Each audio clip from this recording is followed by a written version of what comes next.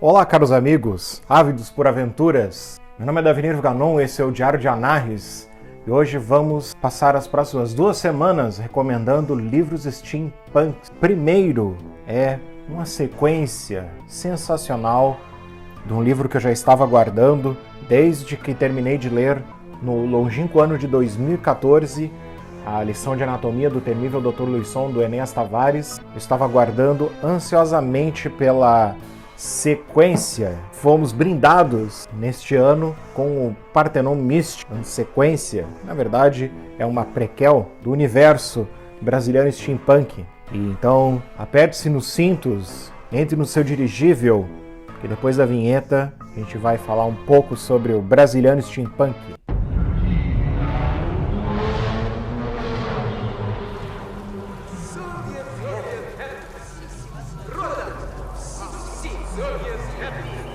Depois de tanto aguardar, finalmente chegou a sequência que se passa, na verdade, 15 anos antes dos acontecimentos narrados. Lição de anatomia, temos agora em nossas mãos o Parthenon Místico, que agora saiu por outra editora, pela Darkside, visto que uma das editoras que realmente mais combinam de fato com o trabalho do brasiliano steampunk. O trabalho, os livros do Enéas, os outros trabalhos que saíram no nome dele, sempre foram marcados pela qualidade estética, Esse que, mesmo saindo em editoras diferentes, sempre houve um apuro estético nas obras que o Enéas lançou, e não só na parte de literatura, Os materiais extras e tudo mais, o site, tudo que envolve o brasiliano steampunk é bem apurado esteticamente, O que combina também com o steampunk em geral, Um gosto estético muito apurado,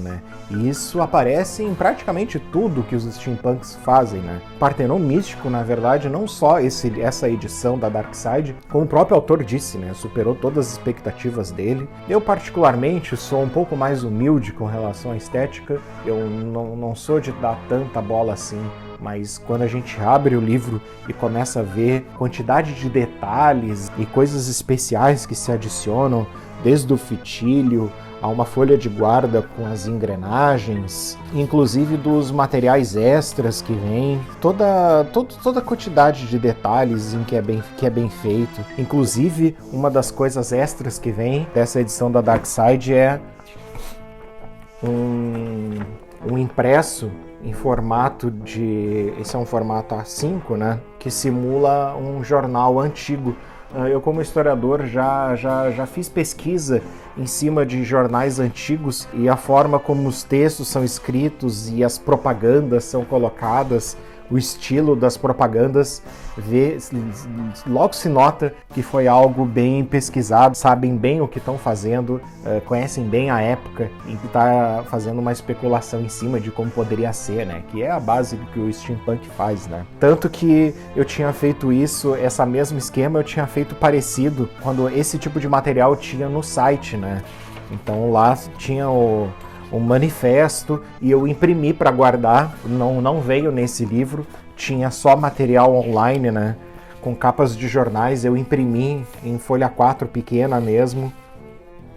Eu fiz porque eu porque eu queria ter essas coisas em mãos também, não só na parte virtual. Parece que leram meus pensamentos e fizeram um material parecido, Na verdade fizeram melhor para vir acompanhado junto do livro, Isso também que teve mais mapas, ilustrações separadas dos personagens, tudo muito bem desenhado, muito bem feito pelo artista que se eu não me engano é Carl Philip, que é o que já acompanha o brasiliano steampunk, já fazendo os detalhes e os desenhos, tudo muito bacana.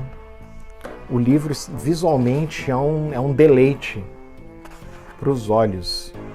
Mas e a história, meu povo? A história ela volta 15 anos antes no passado, Então a gente está em 1896. A história se passa num período de poucos meses e ela continua com basicamente a mesma pegada do livro anterior, do Lição de Anatomia.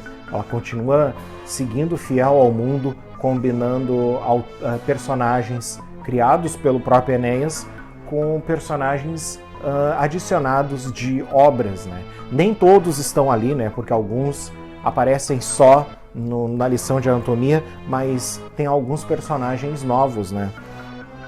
E a história, ela basicamente começa com o Sérgio Pompeu respondendo uma mensagem do Bento Alves, né? Esses dois personagens são a versão dos personagens do Ateneu, do Raul Pompeia. A história, na verdade, ela começa logo após o final do Ateneu. Desculpa dar um spoiler do Ateneu, mas no final do livro o colégio ele é incendiado, né? Bento Alves, que está no Rio Grande do Sul, ele convida o Sérgio Pompeu para vir a Porto Alegre para poder conhecer, visitar. Na verdade, ele quer que viva lá em Porto Alegre, né? Porque o Sérgio não vê, e o Sérgio aceita, né? Porque ele não tem muito mais o que fazer da vida dele fora dali com a vida que ele levava antes, né? Então ele vem e quando ele chega ele é encaminhado até a Ilha do Desencanto, né?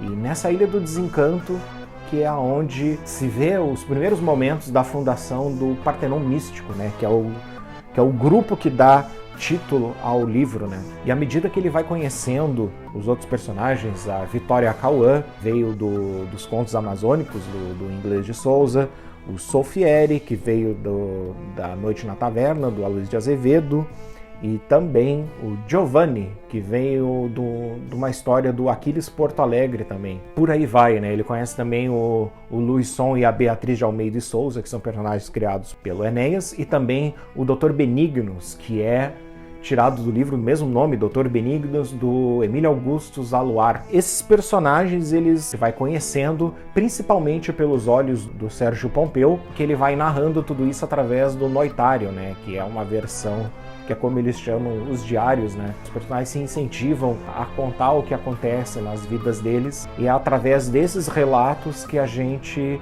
fica conhecendo a história. O Partenon Místico a gente conhece, tudo que a gente conhece é pelo relato dos próprios personagens, né? Então a gente vai ter páginas de noitários, vamos ter arquivos, vamos ter transcrições de áudio, de gravações. Quando tem, por exemplo, a Vitória Cauã, ela sabe escrever, mas só que ela não tem muita vontade de escrever, então um robótico acompanha ela e grava tudo que ela fala, e é assim que a gente conhece a parte dela da história. O Solfieri, ele não é muito chegado a escrever, então as partes dele são bem curtas, e ele é bem direto, bem conciso quando ele escreve.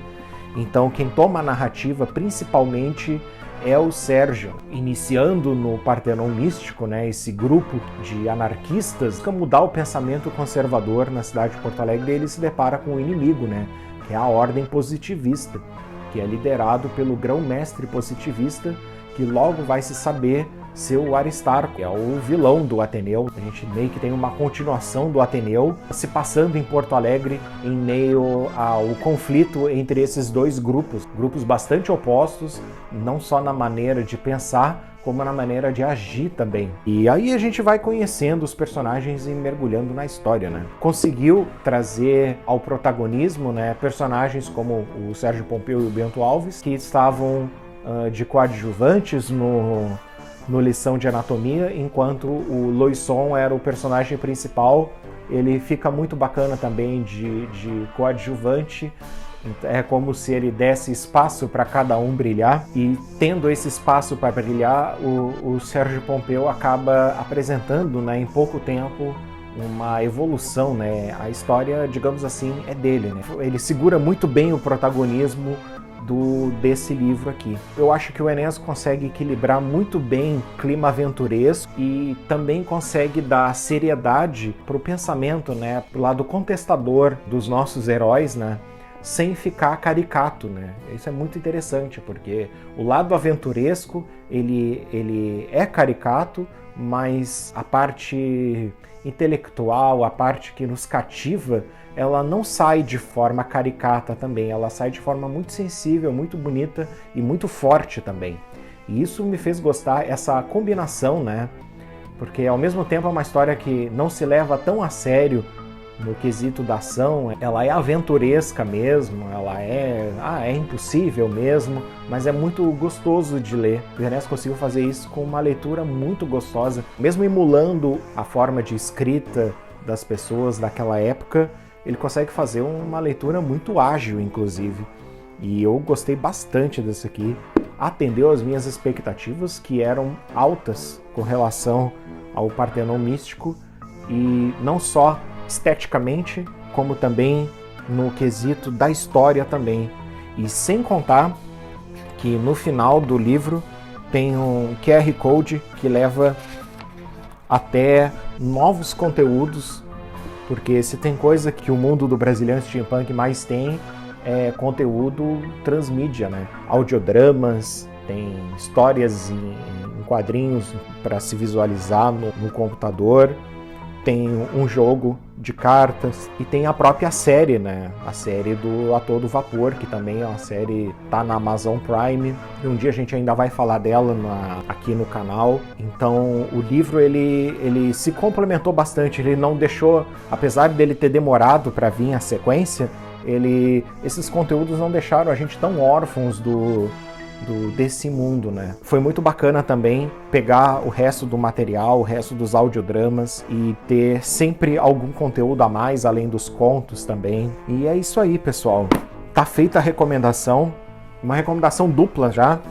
Não só leu o Partenon Místico, se você leu só esse daqui, corra atrás do Lição de Anatomia, e também, se você está em dúvida, acesse os materiais gratuitos também, mas eu acho que vale muito mais a pena correr atrás dessa parte gratuita após ler o livro, porque você porque é aqui que a gente vai conseguir ter simpatia pelos personagens. Eu particularmente tenho muita simpatia por eles são muito carismáticos na forma como o Enéas escreve, faz tanto os personagens que ele criou quanto os personagens que já existem, as reformulações que ele fez, as versões steampunks dos personagens clássicos da literatura ficaram extremamente cativantes. Vejo vocês na próxima. Tchau para vocês.